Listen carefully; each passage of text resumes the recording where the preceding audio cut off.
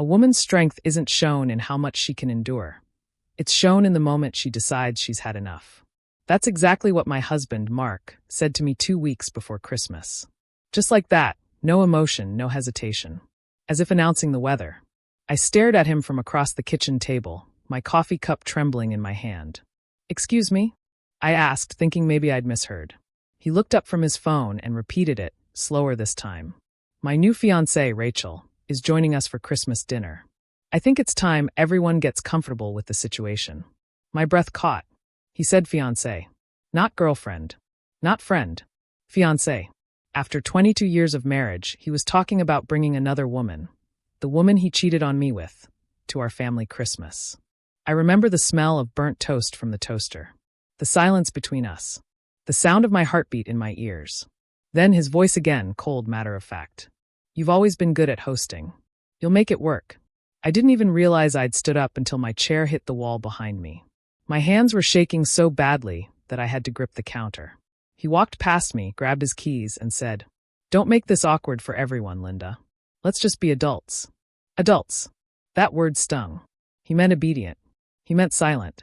When the door closed, I felt my knees buckle. 22 Christmases, cooking, decorating, wrapping gifts, waiting for him to come home late. All replayed in my mind like a cruel movie. I thought about how many times I defended him to our kids. How many birthdays I spent alone because work came up. How many times I told myself he'd change. And now, he wanted to humiliate me in front of my children, to parade his affair right through my front door. That night, I sat in the living room staring at the half-decorated tree. The ornaments glistened under the lights, but I felt nothing. Something inside me cracked, not just heartbreak, but something deeper. For the first time, I realized I wasn't scared of losing him anymore. I was scared of losing myself. And right then, in that silence, I made a promise. If he was bringing his fiancée to Christmas dinner, I'd make sure it was a night he'd never forget. I didn't sleep that night. I sat on the couch, wrapped in an old blanket, watching the Christmas lights blink like they were mocking me. Mark and I had built this house together. Or at least, that's what I used to tell people. The truth was, I built it. My savings from working double shifts at the clinic paid the down payment. My hands painted those walls. My ideas turned this place into a home. When we met, I was 23, working 2 jobs, still paying off student loans. He was charming, confident, ambitious. I thought we were partners. I thought he admired my drive. Turns out, he admired how much I could do for him. Every promotion he got, I was behind it, fixing his presentations, planning his work dinners, ironing his shirts at 2 a.m. before his big meeting. I gave up finishing my degree when he said, "We can't both be chasing careers, Linda. Someone has to raise the kids." And I did. I raised them. I raised him too. When our daughter Emily was born, I stayed home because we couldn't afford daycare. When our son Jacob needed braces, I sold my grandmother's jewelry. Mark said he'd make it up to me. He never did. Now he was walking around with a new woman, someone half my age, wearing jewelry I recognized from my dresser. I thought about all the little humiliations. The perfume that wasn't mine. The sudden gym membership. The late-night work trips. I'd known deep down for months. I just didn't want to face it. But now? He'd force me to. At 6 a.m., I finally got up, walked to the kitchen, and made a list. It wasn't a grocery list this time. It was my plan. Gather every financial document. Meet with a lawyer, quietly. Freeze joint credit cards. Host Christmas dinner. Make him regret every word. I didn't know how I'd do it yet. But I knew one thing. I wasn't going to be the crying, broken woman he expected. He wanted a show at Christmas? He'd get one. But not the kind he imagined. I looked at my reflection in the window. My face looked tired, older, but there was something new in my eyes, fire. For years, I'd been invisible in my own home. But this Christmas, I'd make sure everyone finally saw me. And as I packed away the last photo of us from the hallway, I whispered to myself, "Merry Christmas, Mark. Let's see how you like your own game." 2 days later, Mark came home whistling. Whistling, as if nothing had happened. He threw his jacket on the couch and said, "You should start planning the menu. Rachel's vegetarian, by the way." Rachel. Hearing her name out loud in my house made my stomach twist. I looked up from my laptop. I'd been researching divorce attorneys all morning. "I don't think you understand what you're asking," I said calmly. He smirked. "I'm asking you to act like a grown-up, Linda. You always said family comes first. Well, she's part of my future now, and I want the kids to get used to her. He thought he was controlling the story. He had no idea I'd already spoken to a lawyer that afternoon. Sure, I said finally. We'll have Christmas dinner. But don't worry, I'll handle everything. He smiled like he'd won. That's my girl. I wanted to laugh. I wasn't his girl anymore. When he left to go help Rachel move, I walked straight to the study and opened the safe. Birth certificates, tax returns, property deeds. I scanned and saved every single one of them onto a flash drive. Then I locked the safe back exactly how I found it. By the next morning, I'd transferred half our joint funds into my personal account, legally, since I was an equal owner. My lawyer told me to do it before he froze the accounts. Then came step 3, the guest list. I texted Emily and Jacob separately. Christmas dinner is still on, but I need you both here early.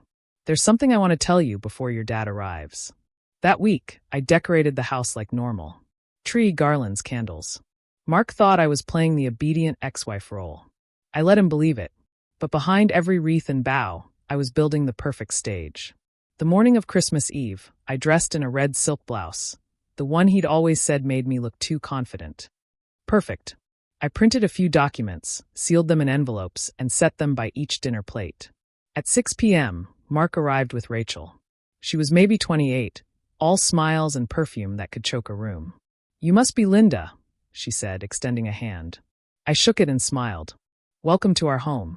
Mark looked proud of his audacity. He had no idea that this would be his last meal in this house as a married man. When everyone sat down, I poured the wine, lifted my glass, and said, "To family and to truth." He laughed. But I didn't, because I knew the next few minutes would change everything. The air in the dining room was thick, like even the candles were afraid to flicker. Mark was laughing too loud, Rachel was pretending to be comfortable, and my kids, Emily and Jacob, kept exchanging glances, sensing something wasn't right. Dinner went on quietly. I made his favorite casserole, not because I wanted to, but because I wanted no distractions when it was time. When everyone was done eating, I smiled and said, "Now that we're all together, I thought we'd exchange a few early gifts." Rachel clapped her hands softly. "Oh, how sweet." Mark looked surprised. "I didn't know we were doing gifts tonight." "Yeah," I said, pouring myself a little more wine. "Neither did I. But sometimes surprises are good." I handed out the envelopes, one to Mark, one to each of my kids. Rachel looked around awkwardly, probably wondering where hers was. "Go ahead," I said. Emily opened hers first. Her eyes scanned the papers inside. A bank statement, showing funds transferred into a new account with her and Jacob's names. "Mom," she whispered. Jacob's envelope had the same. Proof of their college funds secured, no longer tied to their father's finances. Then Mark tore his open. He froze. Inside were copies of the divorce papers and screenshots, his emails, photos, hotel receipts. He looked up, his face pale. "What the hell is this, Linda?" Rachel blinked in confusion. "What's going on?" I leaned back in my chair, calm as ever. "It's exactly what it looks like. I wanted to make sure everyone knows what's happening before the lawyers do." "You can't just," he started. "Oh, but I can," I interrupted. And I did. "Everything's filed. Merry Christmas." Rachel turned to him. "You told me you were separated." He glared at me. "You went through my stuff?" I smiled. "No, Mark. You left your phone unlocked. I just finally stopped pretending not to see what was right in front of me." Silence. Even the clock ticking in the kitchen felt loud. Then I stood up and said, "You can finish dinner if you want. But after tonight, you're not invited here anymore."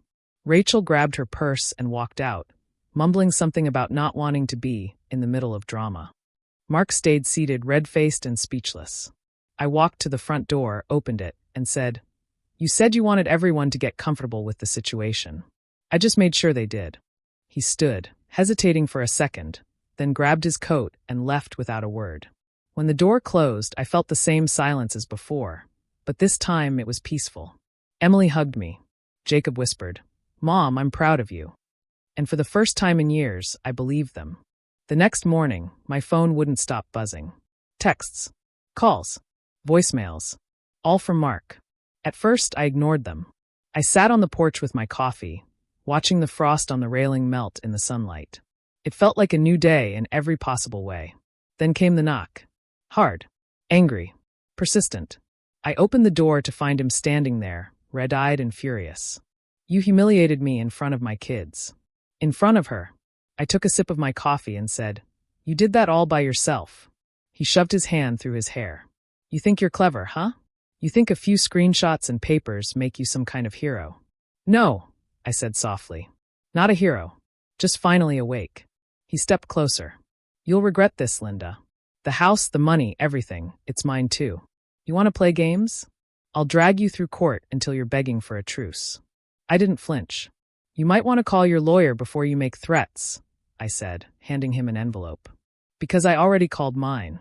He looked down at the papers, the official restraining notice filed with my attorney's affidavit. "You can't." "I can," I interrupted. And I did. "You have 48 hours to collect your belongings. After that, the locks change." He stood there, stunned. He'd spent 2 decades convincing me I was weak, dependent, scared. But now? I wasn't even shaking. "You're destroying this family," he said bitterly. "No," I said. "You destroyed it when you walked out. I'm just cleaning up the mess." He turned and stormed off, slamming his car door so hard the alarm went off. I closed the door, locked it, and leaned against it, not from fear but from relief. Later that day, Emily came over. "Mom, are you okay?" she asked. "I'm better than okay," I said. "I'm free." She hugged me tight. "Dad's furious, you know." "I know," I said, smiling faintly. "That's how you can tell I did something right." That night, I went through the house room by room, sorting, packing, reclaiming. I found old photos, the wedding china still in boxes, the suit he wore when we bought the house. I didn't cry. I just felt lighter. Before bed, I looked at the mirror by my dresser. My reflection looked older. Yes, but I saw someone new. Someone who had faced humiliation, betrayal, and pain, and turned it into power. I whispered to my reflection, "You did it. You finally chose you." And for the first time in decades, I went to bed smiling. The peace didn't last long. By New Year's week, I got a letter from Mark's lawyer. He was fighting for the house, claiming I was mentally unstable and vindictive. Classic. When men lose control, they rewrite the story. I called my lawyer, Denise, a sharp woman in her 50s who didn't mince words. She said, "Don't panic. He's bluffing. Narcissists always try to make noise first." Still, my hands trembled as I hung up. For years, Mark had been the voice of authority, the one who handled taxes, accounts, insurance. I'd trusted him with everything. Now I realized that trust had been my biggest mistake. I spent the next few days in what felt like a war room. Bank statements spread out across the kitchen table. Copies of his emails, hotel bills, transaction histories. All evidence of how he used our joint money to fund his affair. Emily came by one night and sat with me. "You're really going through all this alone?" I smiled. "Not alone. Just finally taking ownership." She squeezed my hand. "Dad's saying you're trying to take him for everything." "Funny," I said. "He never thought that when he took everything from me for 20 years. That week, I started working part-time again at the local clinic. It wasn't about the money. It was about dignity. I needed to stand on my own 2 feet. The first paycheck was small, but when I held it, it felt like a medal. Then one afternoon, I got a call from Denise. "You're not going to believe this," she said. "He filed a motion claiming you abused him emotionally." I laughed. Out loud. "Me? The woman who stayed home, cooked, and built his career?" She sighed. "He's desperate. But don't worry. We're countering with financial misconduct and marital fraud. And Linda, we're going to win." That night, as I sorted papers into folders, I realized something. The fear was gone. Mark's threats used to paralyze me. Now they just motivated me. A few days later, Jacob came over with a manila envelope. "Mom, I think you should see this," he said. Inside were screenshots, texts from his dad to Rachel. Mark was trying to convince Rachel to testify against me in court. "He's telling her you're crazy," Jacob said, angry. I smiled calmly. "Then I guess it's time to show the court what crazy really looks like. In his handwriting, his bank statements, and his lies." The woman who used to hide behind her husband was gone. Now, every insult he threw at me was just another reason to stand taller. He thought he could break me with paperwork. He had no idea he'd just handed me the keys to my victory. The hearing was set for mid-January. The night before, I barely slept. Not because I was scared, but because I kept replaying every moment that brought me here. Every insult. Every slammed door. Every, "You'd be nothing without me." When I walked into the courthouse, Mark was already there. Perfect suit, fake smile, standing beside his lawyer like a man who thought the world still revolved around him. Rachel was there too, sitting in the back row. She wouldn't even look at me. Denise leaned toward me and whispered, "Let him talk first. He'll dig his own grave." And she was right. When the judge asked for statements, Mark started his performance. "Your Honor," he said, voice shaking just enough to sound believable. "My wife has been unstable for years. She's vindictive, controlling, and refuses to move on." He gestured toward me like I was the problem he was trying to solve. "She embarrassed me and my fiancé in front of our family. She's trying to take everything I've built." When he said fiancé, the judge raised an eyebrow. "You are still legally married, correct?" Mark hesitated. "Well, yes, but..." That was my cue. Denise stood. "Your Honor, if I may?" She handed over a thick folder, bank statements, travel receipts, screenshots, even a photo of Mark and Rachel at a resort labeled anniversary weekend. The judge skimmed through, frowned, then said, "Mr. Reynolds, are you aware that marital funds were used for these expenses?" Mark's face went pale. I don't recall." Denise smiled.